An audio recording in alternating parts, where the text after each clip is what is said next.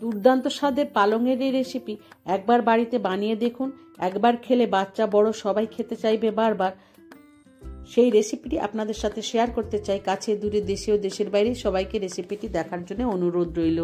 এর মধ্যে সামান্য নুন ও কিছুটা পরিমাণ পালং শাক কুচিয়ে নিয়েছি, দিয়ে দেব 2 কাঁচা লঙ্কা ও 1 চামচ সুগার ফ্রি দিয়ে দেব।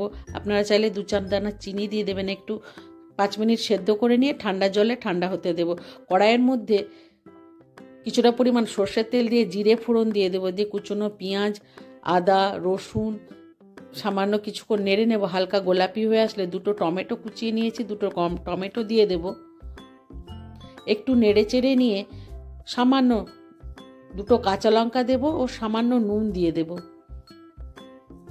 কিছুক্ষণ নেড়ে চেড়ে নেওয়ার পর 1 চামচ জিরে ও ধনে গুঁড়ো নিয়ে দিয়ে দেব। সামান্য জল দিয়ে মশলাটাকে একটু সেদ্ধ করে নিয়ে নামিয়ে নিয়ে ঠান্ডা করে নেব।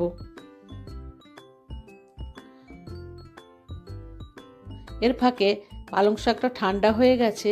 বেশ হাতের সাহায্যে জোর করে চেপে এর থেকে যতটা পরিমাণ জল বের করে দেওয়া যায় জল বের করে মিক্সির বাটিতে নিয়ে নেব। এতে 1 ফোঁটাও জল দেব না।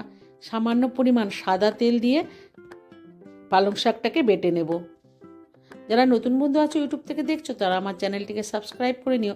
ফেসবুক ও ইনস্টাগ্রাম থেকেও ফলো করে নিও। বাটা হয়ে গেছে। এরপর একটি বাটির মধ্যে নামিয়ে নেব। মিক্সির বাটি ধোয়া জলটাও আলাদা করে নামিয়ে রেখে দেব।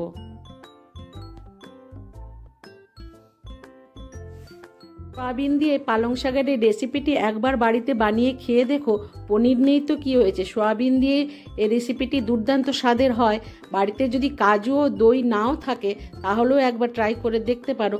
রান্নাটা ভালো লাগলে বন্ধুদের মধ্যে শেয়ার করে দিয়ে একটি লাইক করে দিতে ভুলো না। মশলাটা ঠান্ডা হয়ে গেলে টমেটোর খোসাটা বাদ দিয়ে মশলাটাকে বেটে নেব।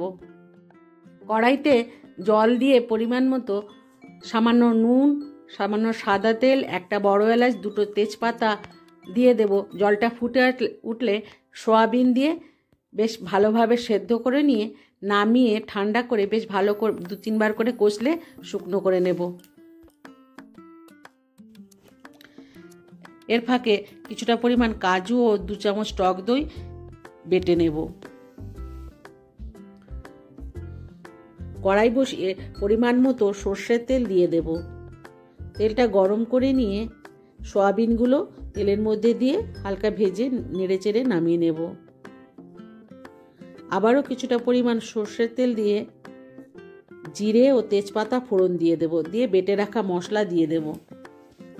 মশলাটাকে একটু নেড়ে চেড়ে নিয়ে হলুদ, লঙ্কার গুঁড়ো, স্বাদ মতো নুন, বেটে রাখা জলটা দিয়ে মশলাটাকে বেশ ভালো করে কষে নেব। কিছুক্ষণ কষে নেওয়ার পর দেখো গ্যাসটা বন্ধ করেছি। বন্ধ করে দিয়ে কাজু ও দই বাটা দিয়ে বেশ ভালো করে মশলাটাকে অনেকক্ষণ সময় ধরে কষিয়ে নেব। এরপর বেটে রাখা পালং শাক দিয়ে দেব। মিক্সির বাটি ধোয়া জলটা ও বাটি ধোয়া জল দিয়ে সয়াবিনগুলো দিয়ে বেশ ভালোভাবে আরও কিছু সময় ধরে মশলাটাকে মিশিয়ে নেব। দিয়ে পরিমাণ মতো গরম জল দিয়ে দেবো। এখানে ঠান্ডা জল আমি দিইনি, চাইলে একটু গরম জল দিয়ে দেবে। বেশ কিছুক্ষণ ফুটে যাওয়ার পর কসুরি মেথি গুঁড়ো করে নিয়েছি, কসুরি মেথি ওপর থেকে ছড়িয়ে নেড়ে চেড়ে পাশে নামিয়ে দিয়ে একটি তরকার প্যান বসিয়ে ঘি গরম করে নিয়ে 1 চামচ কাশ্মীরি লঙ্কার গুঁড়ো দিয়ে নেড়ে চেড়ে ওপর থেকে দিয়ে দেব। আমি যেভাবে রান্না করলাম একবার বাড়িতে রান্না করে খেয়ে দেখো, আশা করি ভালো লাগবে। সবাই সুস্থ থাকবে, ভালো থাকবে। পরবর্তী রেসিপি দেখার জন্য আমন্ত্রণ রইল। ধন্যবাদ।